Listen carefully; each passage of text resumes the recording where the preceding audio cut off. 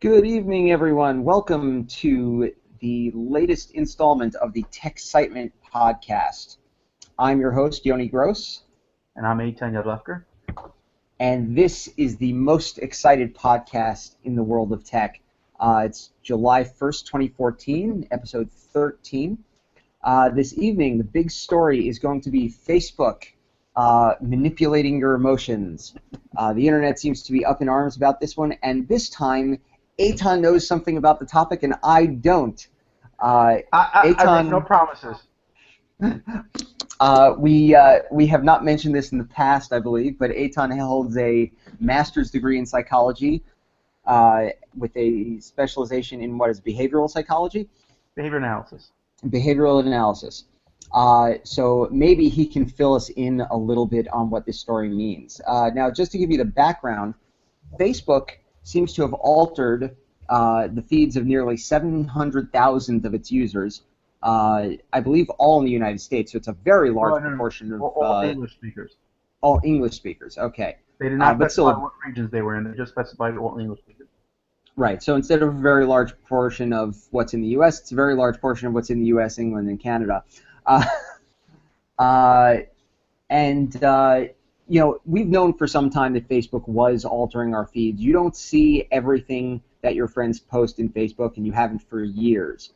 And they don't see everything you post. And we always knew that was done.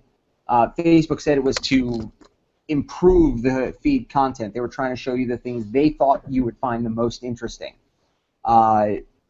Presumably, there was the assumption that they were probably doing it to drive ad revenue somehow also. But this is the first time they've done it just to see what would happen, essentially. They published a study in, what journal was it again? National Academy of Sciences, right? Yes. Yes. Published study in the National Academy of Sciences.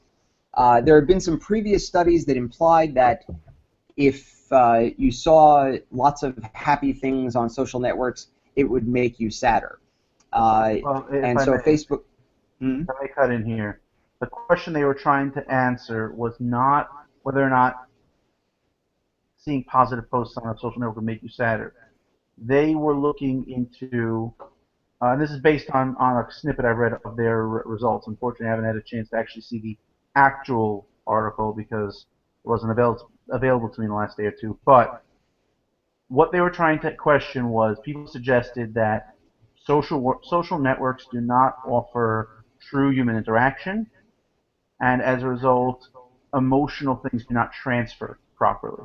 You see it as some news article, whatever, but you're not getting the emotional content. And I'm trying not to jargonize here, so that's why I'm being very brutal with my language.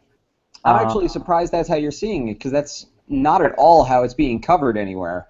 Well, that is based on the snippet of the results. That's what they found about.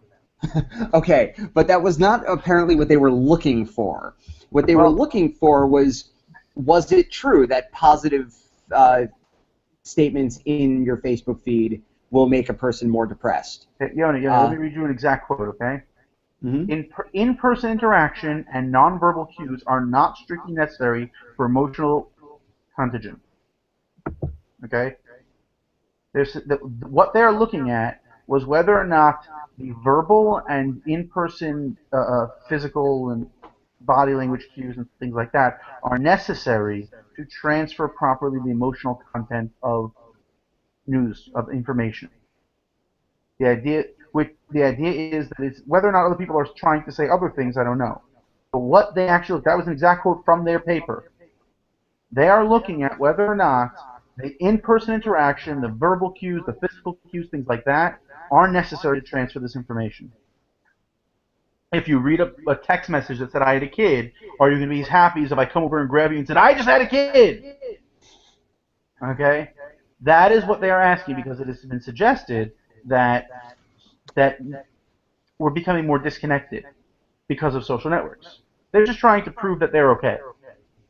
Okay, the researchers may have had a very different take on it than Facebook's executives did, because some of their public statements have been more explicit on the side of, we wanted to find out whether or not these other things we've been hearing about were true. Not so much that the information wasn't transferring, but that it transferred in reverse, or at least about positive things. That positive things had a more negative repercussion on the reader. In any case, I mean, maybe the executive misunderstood, or maybe that was a side point in the research that some executive wanted to focus on. But I think that was the study's Facebook commission, and this was what the researchers gave them. Oh, because the exact quote I just read you really does specify that the in-person interaction is not necessary for emotional transfer. No, I understand. I'm just saying, like, Facebook was looking for certain information, and researchers gave them the most coherent, closest thing they could to that. It doesn't necessarily mean that they're exactly the same thing. And I think Facebook executives are more inclined to interpret everything in light of what they said should be looked at in the first place. But the idea is that they manipulated people's Facebook feeds in the following way. They gave every post let's call it a score, okay, of how positive or negative it is. Well, first what they did is they randomly selected, of the 700,000 English-speaking Facebook users, roughly half of them to go positive group and half in the negative group. Then every post got a score for either positive or negative, depending on which group you were in. So if you were in the positive group, that means you were going to get a positive news feed. That meant all negative all negative posts got a score attached to them. And then based on that score, they had anywhere from a 10% or 90% chance to be deleted from your feed. The system automatically deleted it based on what score it was given. So a really negative feed, if you're in the group that gets positive news, had a higher score and therefore a much higher probability of getting removed from your feed. Now, the response from the public to this study getting published, and usually when Facebook gets in trouble with their public, it's because they announce something we don't like, or because we discover they were doing something behind the scenes that we don't like. Which is what This is the first time where Facebook just sort of put the information out there in an unrelated form, and someone noticed and said, wait, they did what? The public has reacted pretty badly to this. Your social network experimenting on you and manipulating your feed in a way that, at least from the way it's presented publicly, is just playing with your emotions rather than trying to improve the experience somehow. Right. No, this was not about the experience. This was about, I don't want to say the gestalt of social networks, but this was about proving that social networks are a positive thing, or at least not a negative thing. This was clearly meant to debunk the idea that social networks are bad. That image of the future of all human beings only at a computer, never leaving their homes, never ever seeing or touching another person. This was kind of meant to say, look, the research shows that isn't true. We're not going to become these weird human robots, throwing slag into a reactor or something. I don't know. And I actually got the impression that they were surprised by the results, so that's interesting. But the question is being raised ethically, is this okay? Because on the one hand, users all consented in Facebook's terms of service for Facebook to experiment on these feeds. Have you read, by the way, that statement in the terms of agreement, in terms of service? No, nobody has, because nobody reads terms of service on websites. I'd have to do quite a bit of digging before I actually knew what I'm talking about on this subject. That's why I said tonight, you know what you're talking about on this subject. True. I actually have read it, but I have here the quote. The quote is, for internal operations, including troubleshooting, data analysis, testing, research, and service improvement. That is the quote, the statement they are using to justify being able to do this. Right. So I figured it was something like that. Now the question is, since, like me, nobody reads terms of service on websites, does that count as consent? First of all, legally, and second, I mean, legally, that's a huge question with terms of service on websites, but ethically speaking. Okay, so two levels. First, let's talk legally, okay, from the scientific research perspective. Probably. You might be able to bring an argument that the way that sentence is written, since the opening is about how it's for internal operations, and that the intention that would reasonably be read from that statement, the way it's written, is that any research would be done for function of the service and not for publication. And had they done the same experiment but not published it, they could probably get away with it. But since they published it, it's no longer for internal operations purposes, and you might be able to sue on that. I'm not a lawyer. You got to talk to a lawyer, but that is what I've heard is one possible argument against it. As for the scientific research side, legally speaking, you probably get away with it. Now, let's talk about the group that published it, because there are ethical requirements for what we call informed consent. Actually, I did research with human beings, so I actually had to deal with this. It wasn't like, putting a rat in a cage and I got to get the rat to sign off that it understands what I'm going to do. No, I was working with people. So informed consent is very specific, but there's a gray area, because there's the law, then there's usually what the scientific community requires, and there's also what the individual journals or associations require. For example, the APA, American Psychological Association, not to be confused with the APA, the American Psychiatric Association, probably should have differentiated. All confusing. Probably should have differentiated there, but we're not going to go into that. But the American Psychological Association publishes a book like this of ethical codes, and what it requires for informed consent are very specific. In addition, does it include having read whatever it is that you're consenting to? Oh, yes. Oh, it is very specific on what you have to do. You have to give written and verbal consent to participate. You have to have been explained any possible risks that there are to it.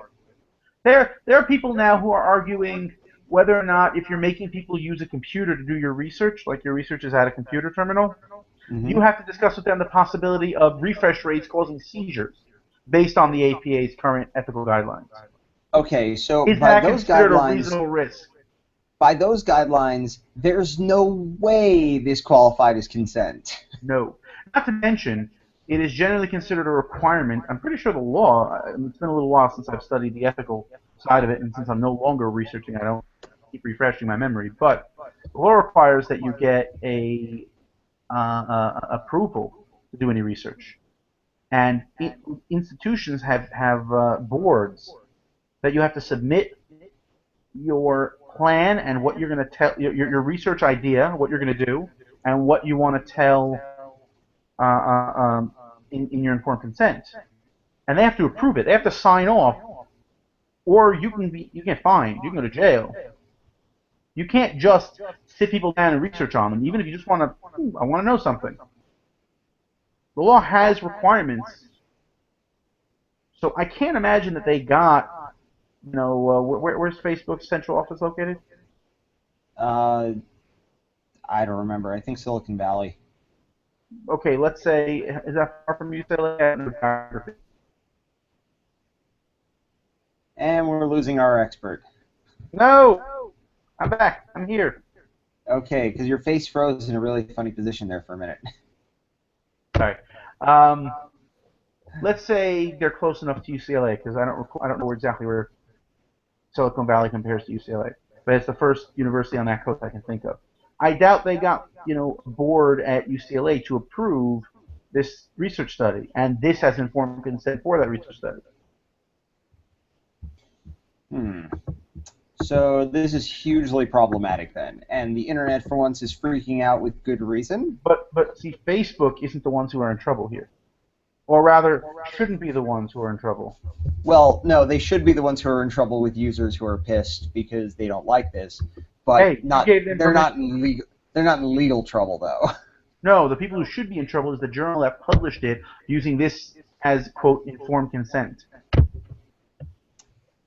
Yeah. That's kind of sketchy. Okay, so that was our big topic for the evening. Probably just to say, the board that I kept mentioning, Mm-hmm. that you have to get approval from is called an IRB. Okay. I think they're So a disciplinary review board, if I recall correctly. It's not just in made up of people in your discipline. It's made up of people from across disciplines who get together at this committee and have to approve the research. And they're looking for things like procedures. Are you exposing people to unacceptable risks? Are the risks acceptable? Are you doing enough informed consent? Do the risks are the risks in the research outweighed by, say, the result? If you're doing research on a drug to try to cure a disease, well, the drug might kill you, but you're definitely going to die pretty soon from the horrible cancer. So even though me doing my little psych study on how people learn. Okay, if my study opens you up to risk of death, then they're going to say no, it's too risky. But if you're going to die horribly of this cancer, this might save your life. Well, maybe it's worth risking even death over that. So that's what this board's job is to look into. right. Okay. Well, hopefully they're gonna look a little deeper into this particular story after the internet freaked out. Mm. In other news, there have been some rumors floating around the Android world for the last few months that the Nexus program was going to go away soon. For those of you not familiar with it, the Nexus program is Google's developer device program. Every time they come out with a new version of Android, there's a Nexus device that goes along with it. The latest one is the Nexus 5, came out along with Android KitKat. Before that, we had the 2013 Nexus 7, we had the Galaxy Nexus, we had the 2012 Nexus 7, we had the Nexus 10. All of these devices launched some version of Android. And the rumor was that later this year, there would be no new Nexus phone, which there has been at the end of every year, and instead there would be a launch of a program called Android Silver, which was going to be, it sounded a lot like the Google Play Edition devices. It was going to be devices from multiple manufacturers running stock Android and premium pricing and lots of promotion from Google. Now, this was always a little confusing to me. I didn't quite buy this interpretation because Android Silver did not sound like it could provide Google with a developer device, something they could build Android for and something developers could work with stock Android and the open source project so that they could build their apps. It's an essential part of the entire process. But that was the rumor. Fortunately, we got some confirmation this week that those rumors are simply wrong. I love rumors. Yes. While it is possible that we will still see Android Silver, at Google I/O, Google's engineering director and Nexus program manager, so pretty much the guy who would know the answer to this, David Burke, said, quote, "The whole idea of Nexus was we did it for two reasons. One is to actually have a physical device that we're working with, but the other was sort of like a sign of purity. It's like, here's how we were designing Android and creating different frameworks and APIs, user experience. Here's how we think it should look. It's a starting point. And so we're experimenting with different ways of doing that and getting the word out so more people can see it. So Android 1 is a really good example of that." Let's see. I think of my team, and there's two outputs. There's the open source code we make available to users, and then there's Nexus devices. And there's no way I could do open source code without a Nexus device. You just can't get all the bugs. You can't actually experience it. You've got to live and breathe it day in and day out. So the idea of a Nexus device will never go away, can't ever go away. So I think Nexus continues to be very important for Android. So that's about as definitive a denial as you can get. No, I think he was a little wishy-washy there. A little waffling. Is he Belgian? Yeah, exactly. I don't think he feels strongly on this point. No, not at all. Also, he said, "I don't see why we would change that." Otherwise, Well, if there was no Nexus device, I'd have to launch something on existing Nexus devices, and eventually, in a couple of years, those devices would be out of date. And then what would I do? I wouldn't be able to be sure that I was open sourcing code that would actually work. yeah, he seems unsure, definitely. Yeah. So I've been skeptical of this Android Silver concept for a while. I It gotta ask sounded too though, much like the Yoni. Google Play editions. Yeah, that's what I was gonna say. What's the difference between Android Silver and Google Play editions? To me, it sounds like the difference is going to be Google will be paying for advertising finally. That is the only piece of the rumor that made any sense to me. Is Google's going to get behind this and push? Possibly these devices will end up in carrier stores. That was the big thing people wanted to see. But the idea that the Nexus program was ending never made any sense, because as much as people like me love to have their stock Android devices, that is not what the Nexus program was for. The Nexus program is a developer device. It is a flagship level phone running stock Android with an unlocked bootloader for a relatively cheap price. That is something developers absolutely need to get their work done. And there's simply no way you can expect those developers to go out there and buy $600 Galaxy S5s that run modified versions of Android. Even the Google Play Edition devices have to be modified to work on Samsung's hardware. So this was always a non-starter in my book. And we may have lost Aton again.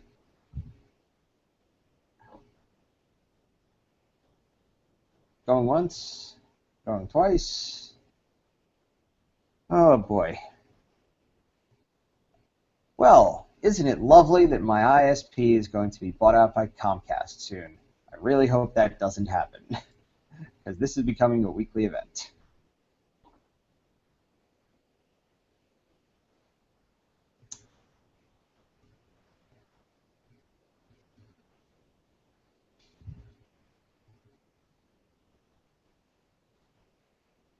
Well, we'll try to give Aton another minute and see what topics I can cover without him. Let's see. It appears... I didn't go anywhere. Calm down. Ah, there you go. I was I ready didn't to go move on anywhere. without you. Relax. Oh, I want one point of order. I made a mistake. I need to print a retraction here. Um, in the vein of my favorite or my other favorite podcast, the Bugle, I need to print a retraction here. IRB does not stand for Interdisciplinary Review Board. It's Institutional Review Board. It is an interdisciplinary committee, and it actually is governed and required by law. And I actually have here the National Research Act of 1974. It's Title 45, Code of Federal Regulations, Part 46. Okay. Now, the next story that caught my interest, we've discussed this one a few times in the past, is Quick Office is going away.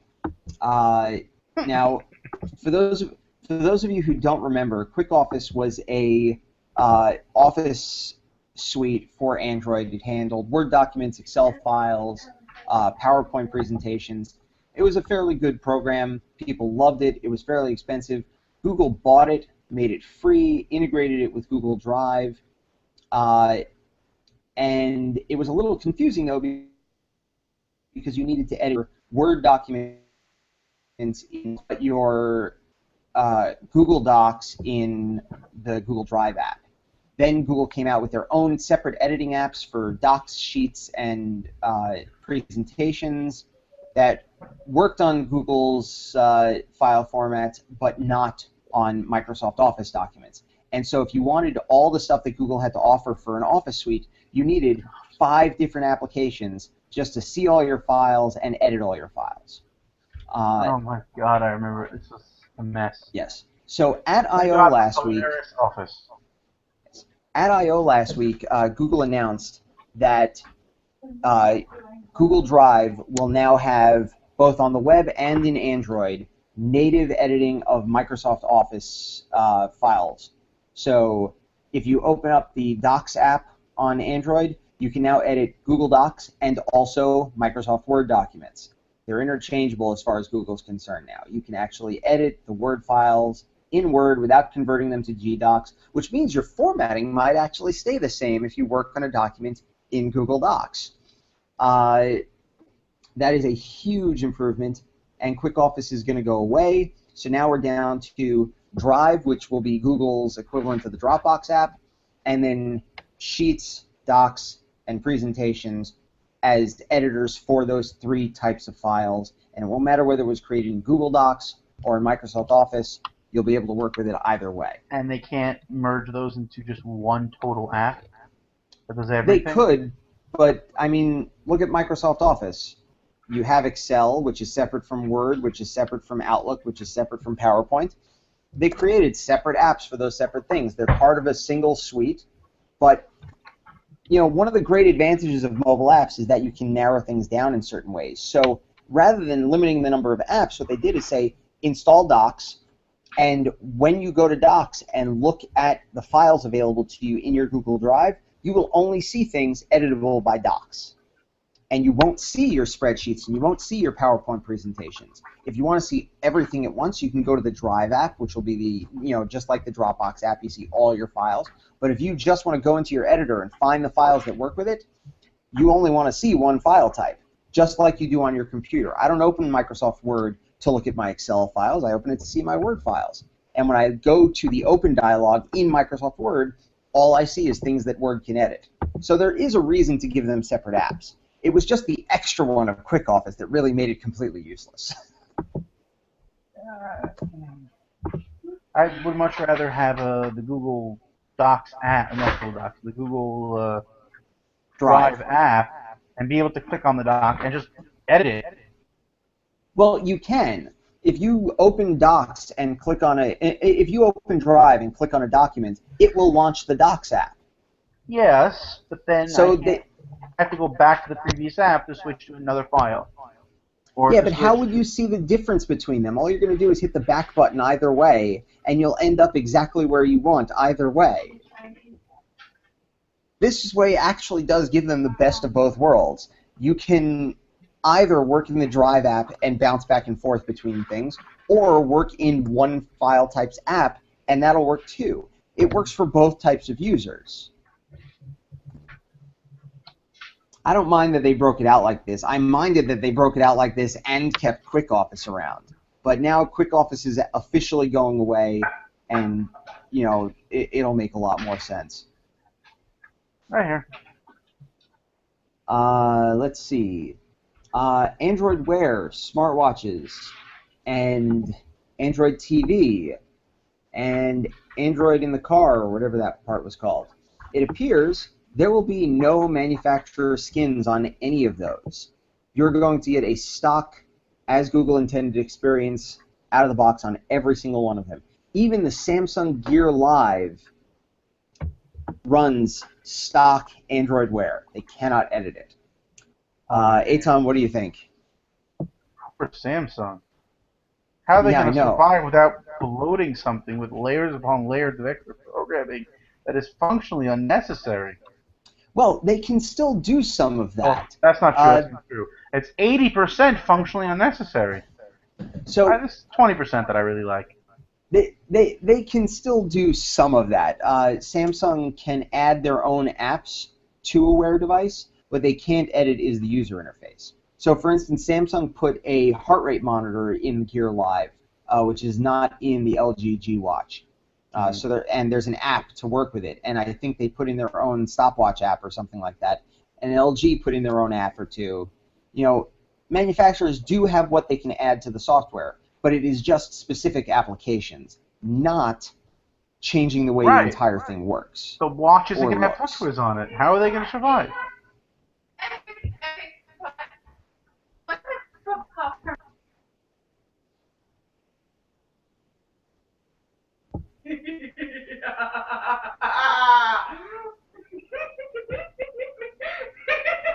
You're a bad person. Can I share that? Can I share No. that with your boss? Please? Can I share that with your Oh dear. What just happened?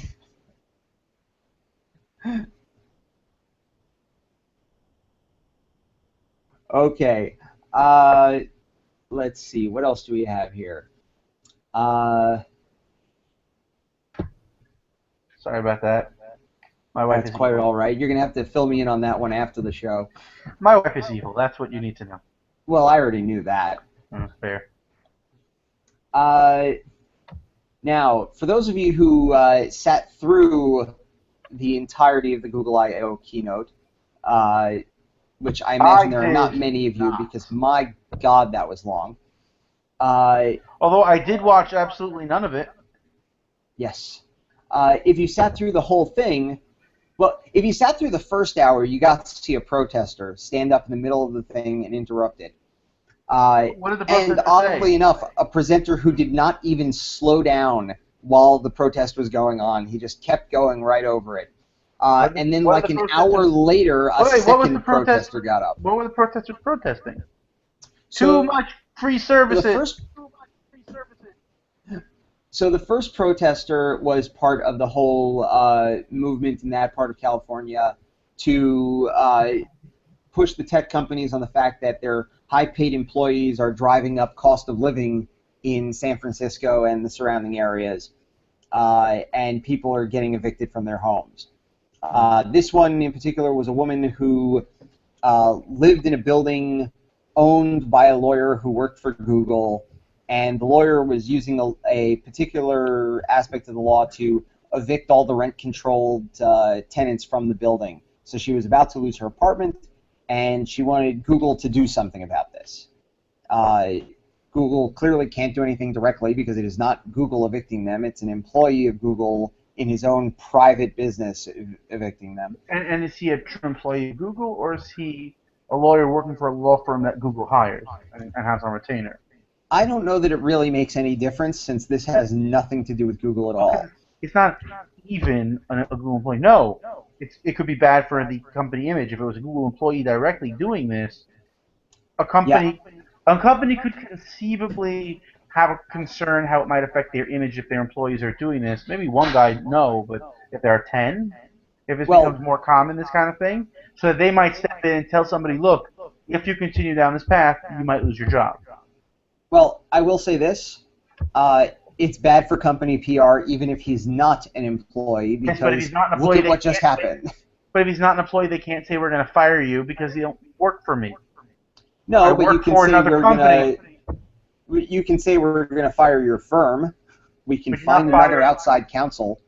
You're not firing an entire firm because one lawyer is being a scumbag.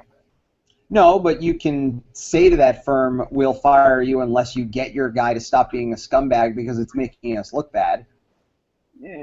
More and more levels down, it's a lot harder to control that. And certainly, they may not be able to get him fired. The best they could probably do is get him off of their account. He's still Perhaps. He's still for a higher price firm. I got the impression that he was a Google employee in any case, but either way, it's kind of irrelevant. Whatever they could threaten him with in practical terms, this is not a practical matter. This is a PR stunt. And in PR stunt terms, this is a victory for the protesters, absolutely, because they got their cause into the media in a huge way, including with millions of people watching at Google I/O. Because while the presenter kept talking, you could clearly hear the protest over him. And now we're talking about it, so all of our loyal fans are going to about it.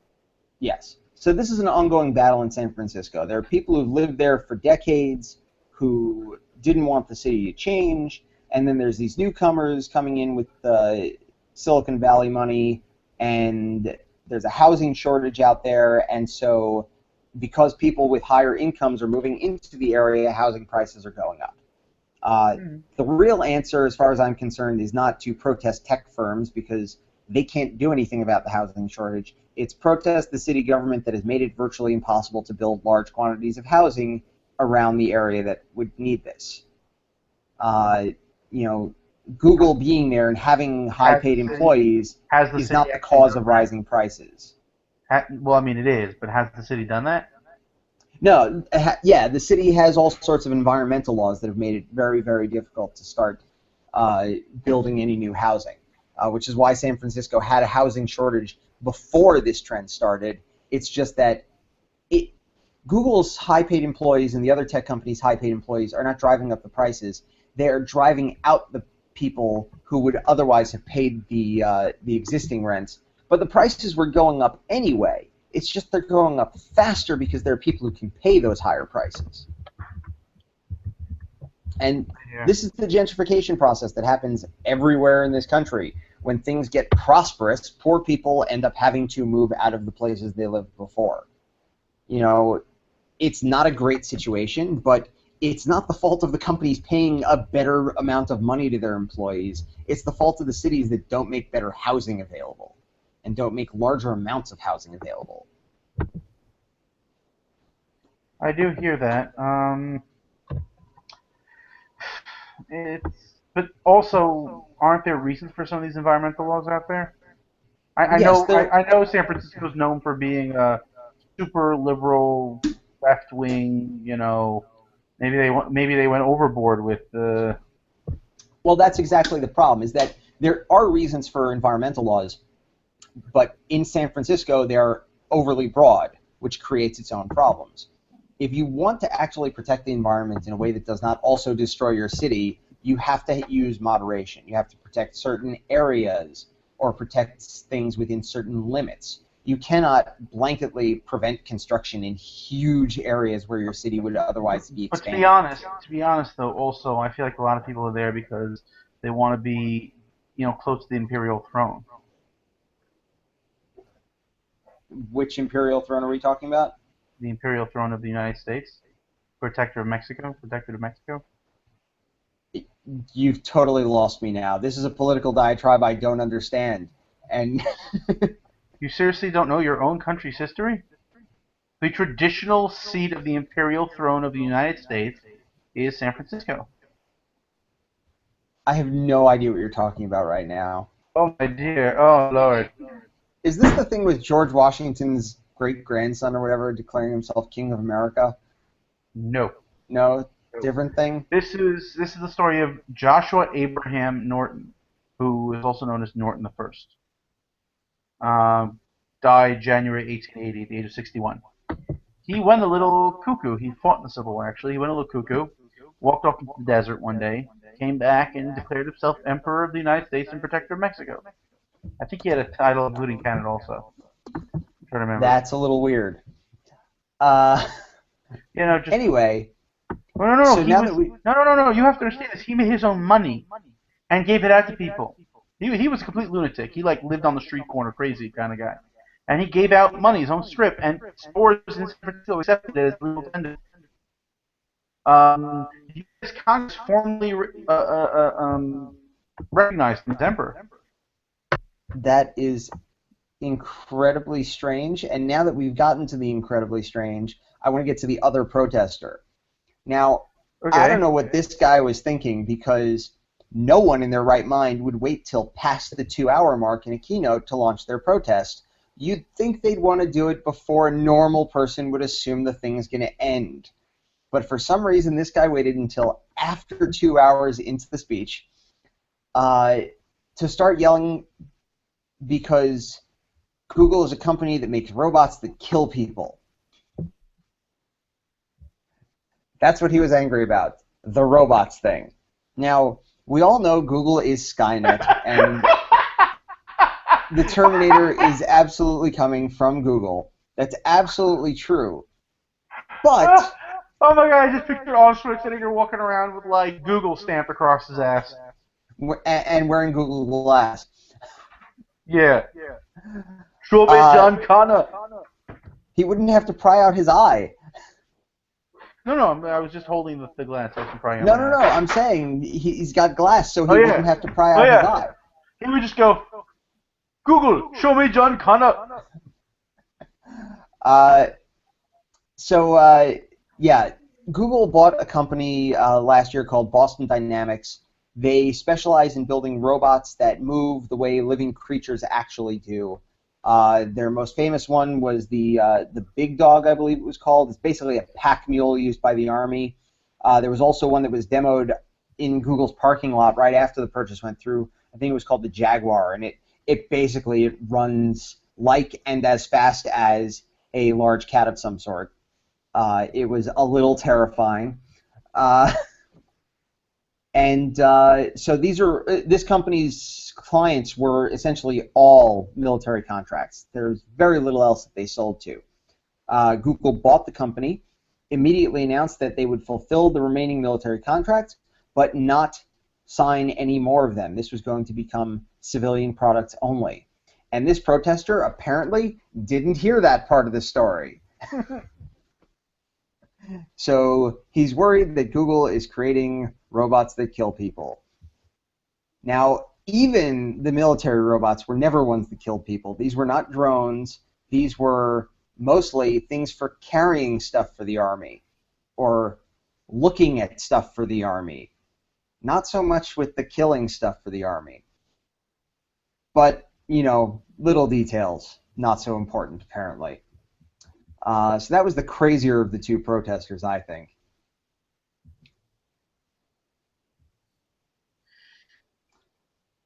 Now, we did have a little callback to...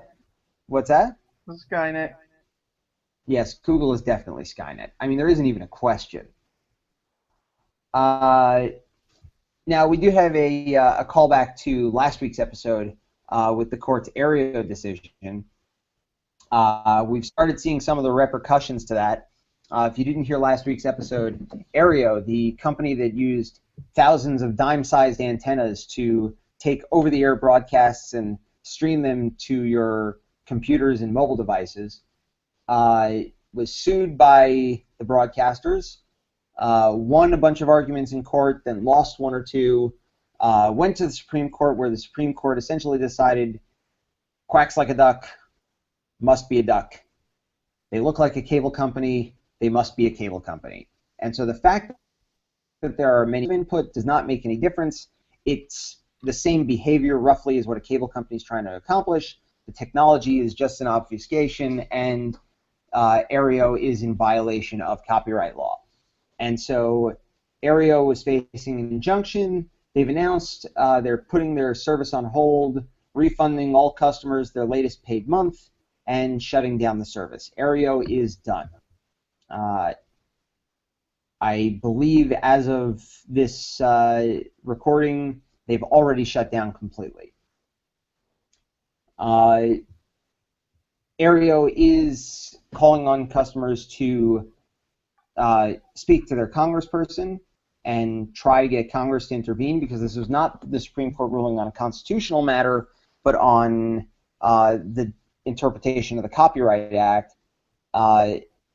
And so conceivably Congress could pass a law to reverse this decision. That being said, Congress doesn't pass any laws anymore, apparently, so that seems unlikely also. And the most interesting repercussions are coming from Fox's suit against Dish Network. Dish had their Hopper DVR service and their Cloud DVR service, allowing customers to skip commercials automatically without any intervention, and allowing them to store their Dish programs on a DVR on Dish servers instead of in their homes. And the courts had found in favor of Dish Network in the past, which is largely how Aereo got started in the first place. Aereo's entire business model was based on those Dish Network decisions because it proved that you could do this. You could keep DVRs on a server, and as long as you had an individual copy for each customer, the recording wasn't a violation of the Copyright Act. Now Fox is bringing the Aereo case as evidence in their suit against Dish Network. So we'll see whether the court finds a way to narrow this decision so that it clearly only applies to someone doing what Aereo is doing, or if they take a broader interpretation and we see a serious threat to, well, cloud services in general.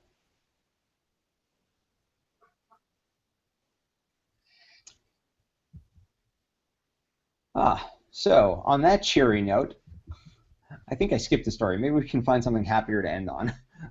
Okay, wait. You want something happier? Sure. Let me tell you a little bit about Norton first. Oh my God! I think we heard enough about him for a tech podcast. Eitan, where can we find you?